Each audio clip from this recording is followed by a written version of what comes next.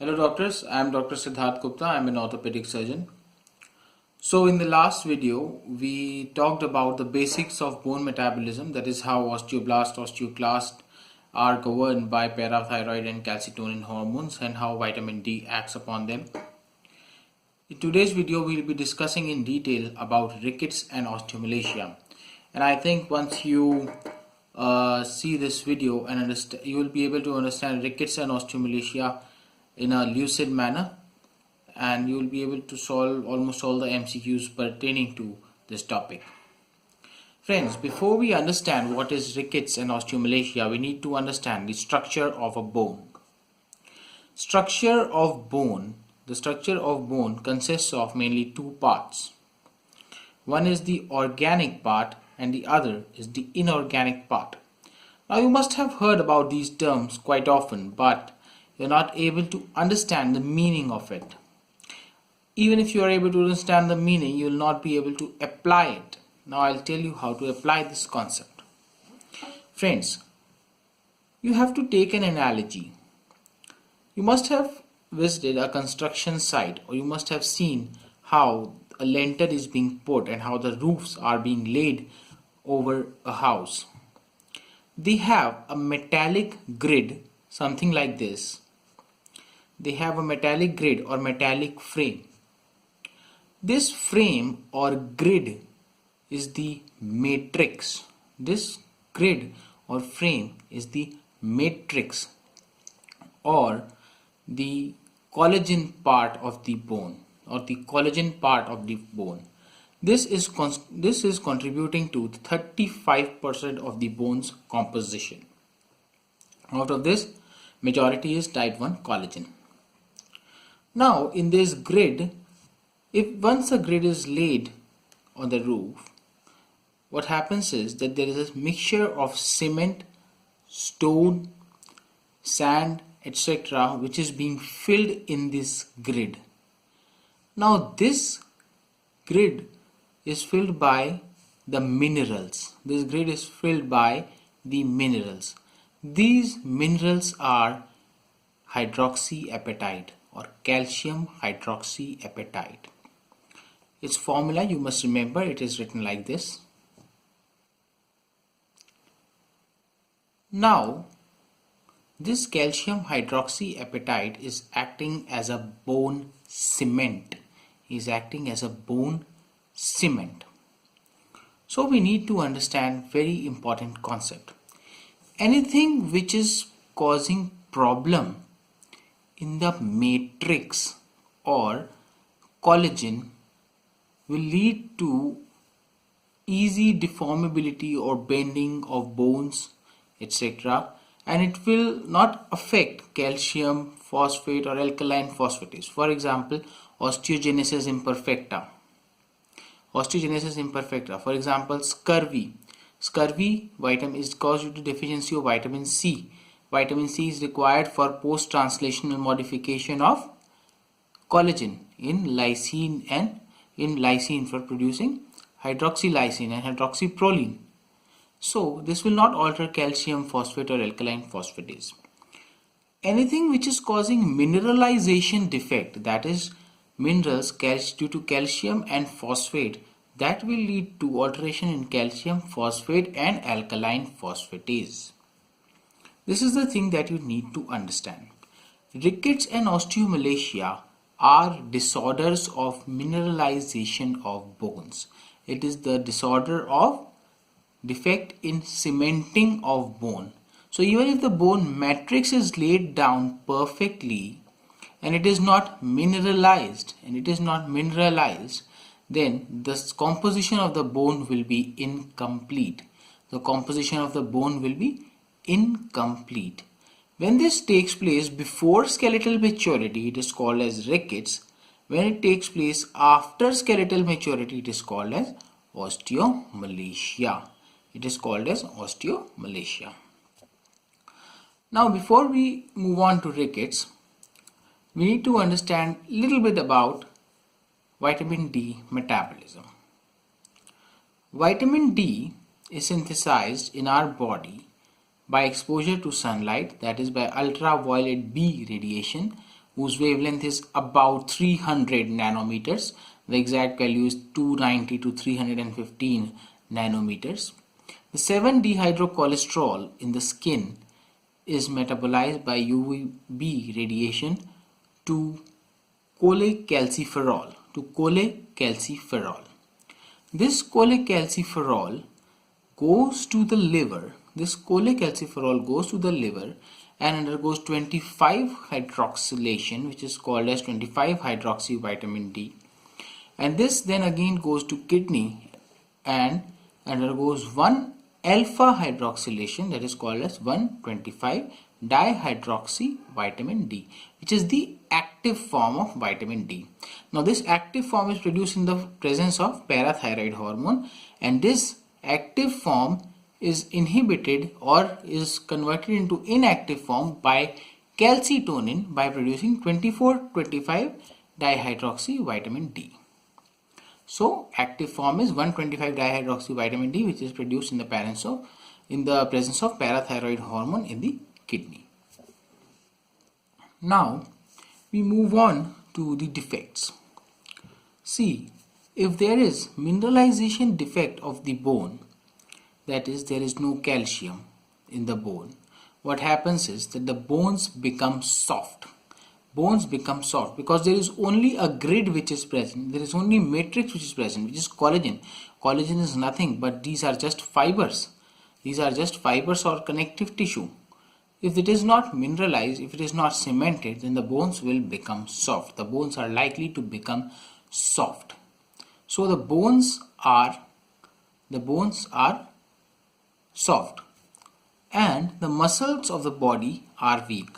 Now why muscles of the body are weak? Because calcium is also required for, we know from the knowledge of physiology that calcium is required for contractility of the muscles or for muscular contraction. So the muscles of the body become weak and the bones of the body become soft. Now I have seen students mugging up the sign and symptoms of rickets. We have made a very funny picture for you to remember. To remember the signs and symptoms of rickets. You see this kiddo telling you that he has rickets. Let us examine from head to toe. The head of this kid is enlarged, that is frontal bossing. The head of the is enlarged, that is frontal bossing. Now if I were to touch the head of this patient, it will show me soft palpable bones which can be compressed easily because it is very soft. It is not cemented, it is not mineralized. That is called as craniotabes. Students are often confused between what is frontal bossing and what is craniotabes. Frontal bossing is an inspectory finding. You can just look at the patient and say. But craniotabes is a palpatory finding. You have to palpate it to see the craniotabes. Now you see that this child is crying. It shows that the symptom is it is showing you the symptom of irritability. The child is irritable. He has a mouth wide open and he is showing you his mouth, but there is no teeth in his mouth, which shows that there is delayed dentition.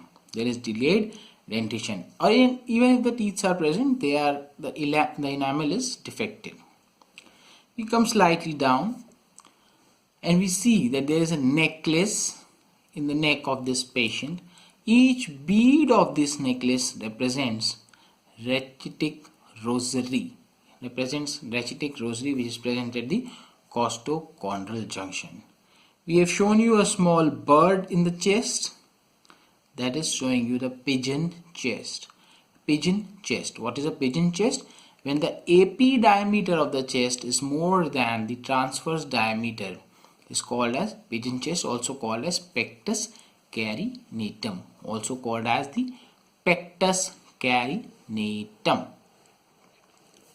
We move little down further. We see that this child is having a belt, a funny kind of a belt that we have tried to show you. This belt represents Harrison's sulcus. Harrison's sulcus is formed because of the pull of the diaphragm. Normally what happens is, due to negative pressure, the diaphragm goes down and air is sucked in during respiration. Now what happens in this child is, because the muscles are weak, the chest wall muscles are not able to withstand the negative pressure of the diaphragm, and there is an indentation which is created, which is called as the Harrison's sulcus. The tone of the muscles is gone, so the abdomen of the patient is protuberant, that is called as the pot belly or protuberant abdomen. We come down further, we see there is genu valgum or genu varum in the knee.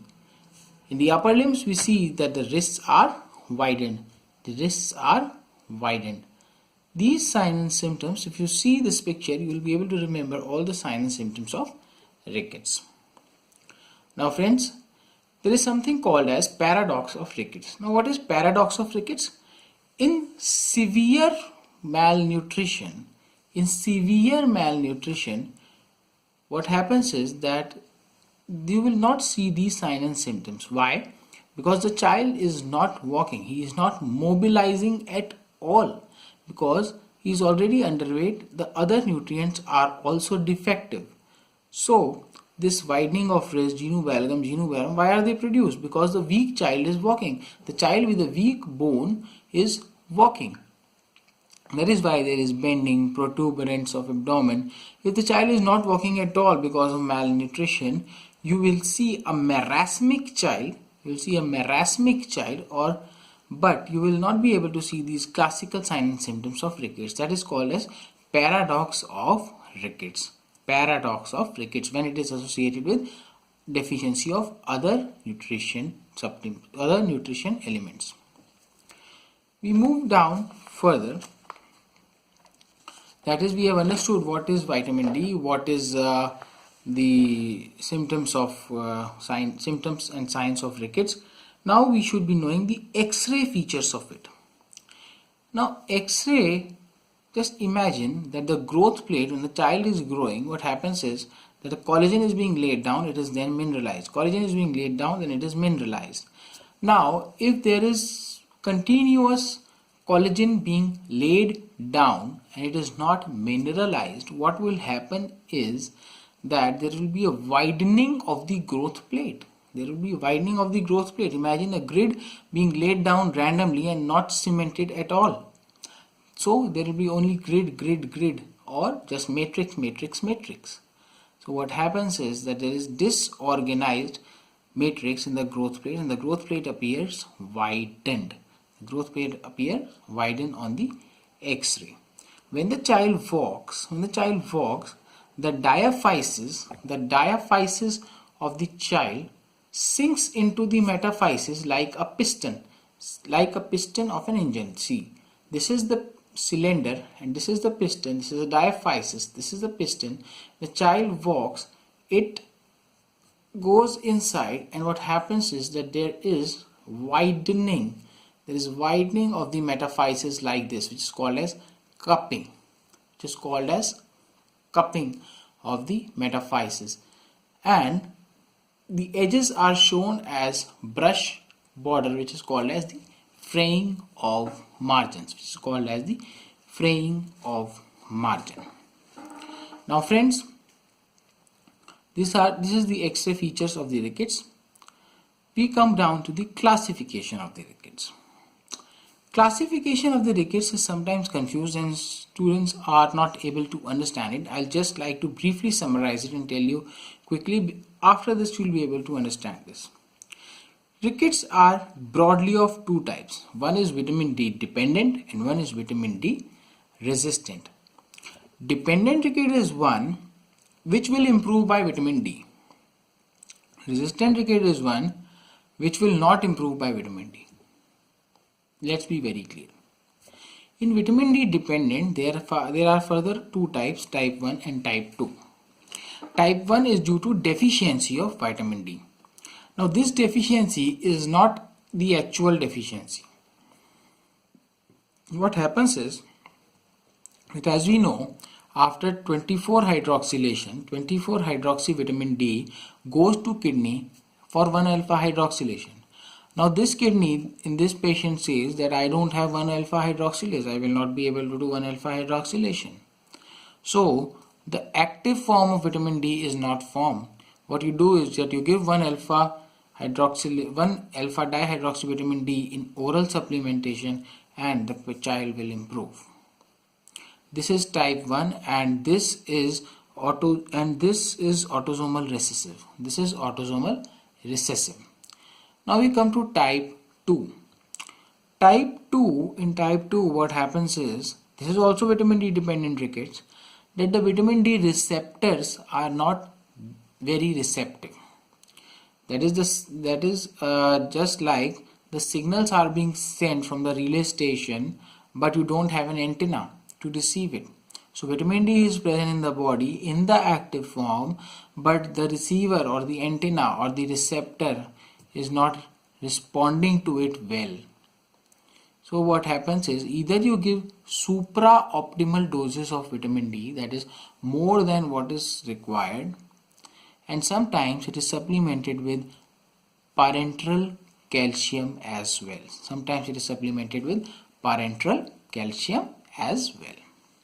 This is vitamin D dependent rickets, and this is of two types, type 1 and type 2. Type 1 is autosomal recessive. We come to vitamin D resistant rickets. Friends, when we are talking of vitamin D resistant rickets, let us make one thing very clear, that this condition will not improve just by giving vitamin D. It will require always something or the other for it to get treated. That is why it is vitamin D resistant, or vitamin D not dependent. We are not calling it dependent. That is the reason, because vitamin D alone is not enough to improve this condition. There is something called as the FEX gene. Now what is this FEX gene? Whenever we talk of vitamin D resistant rickets, there is a mention of FEX gene. Friends, just like we have tumor suppressor genes in the body, FEX gene is working like them only. There is a fibroblast growth factor 23 in the body. Fibroblast growth factor 23 is the enemy of vitamin D function. It inhibits the production. It inhibits the production of active form of vitamin D, and it also inhibits the reabsorption of phosphate from the kidney. Now this fibroblast growth factor, which is the enemy of vitamin D function, is inhibited by FEX gene. So FEX gene is the inhibitor of inhibitor. FEX gene is the inhibitor of inhibitor, and this gene is defective in vitamin D resistant rickets, and that is why it leads to hypophosphatemic rickets. Hypophosphatemic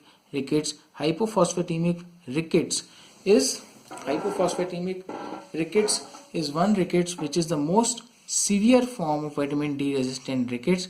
In this rickets, what happens is that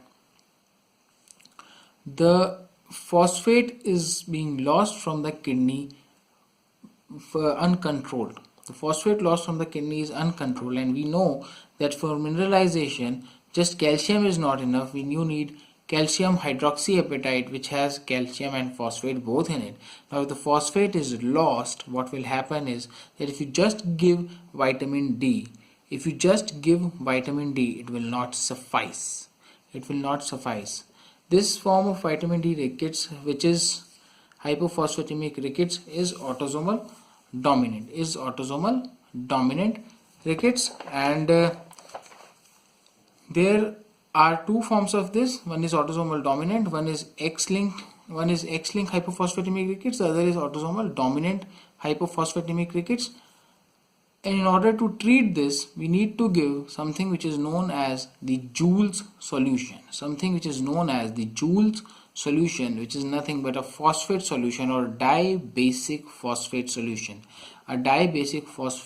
solution. It is to be given along with vitamin D. with vitamin D for it to be cured. So there are two forms of vitamin D resistant rickets. That is, one is X-linked, one is autosomal dominant. Both of them are hypophosphatemic rickets. The gene involved is the FEX gene. There is mutation. FEX gene is the inhibitor of inhibitor, that is fibroblast growth factor. If FEX gene is mutated, then it will lead to hypophosphatemic or vitamin D resistant rickets, and it will require, along with vitamin D, Joule's solution, which is dibasic phosphate solution. There is one more rickets which is associated with renal tubular acidosis, which is being treated by Scholl's solution, which is nothing but sodium citrate solution. Now friends, once we have talked about rickets, we must be knowing how to treat it. Vitamin D supplementation is required in all forms of rickets, and there is a regimen for it that is called as the STOS regimen. In which what you do is you give 6 lakhs international units of vitamin D, intramuscularly stat, and you take the alkaline phosphatase after 3 to 4 weeks, and if there is a fall in the alkaline phosphatase, that means the child is improving. You repeat the dose after 3 months. Meanwhile, what you have to do is you have to give maintenance dose of vitamin D, which is 400 international units per day. One microgram of vitamin D is equal to 40 international units. 1 microgram of vitamin D is equal to 40 international units. So recommended daily allowances of vitamin D is 400 international unit or 10 microgram Now friends, rickets is almost complete. You will be able to answer most of the questions from rickets. In osteomalacia, they ask you a question about the loser's zone or milkmaid's fracture. Loser zone are nothing but since the bone is fresh, since the bone is soft, what happens is because of arterial pulsations in the vicinity, the soft bone is being eroded by the arterial pulsation, and that part appears as if there is a fracture. The most common site is the neck of femur. The other sites are pubic, the superior and inferior pubic rami, the ischial tuberosity, the scapula, sometimes the ribs as well. And there is a classical picture of the pelvis in osteomalacia. It is called as trefoil pelvis. So friends, this is all about rickets and osteomalacia. I hope most of the doubts of yours pertaining to rickets and osteomalacia are clear. I hope you are preparing well and you will all get good ranks. If there is any confusion, you can always mail me, or you can also send a WhatsApp to me. Thank you.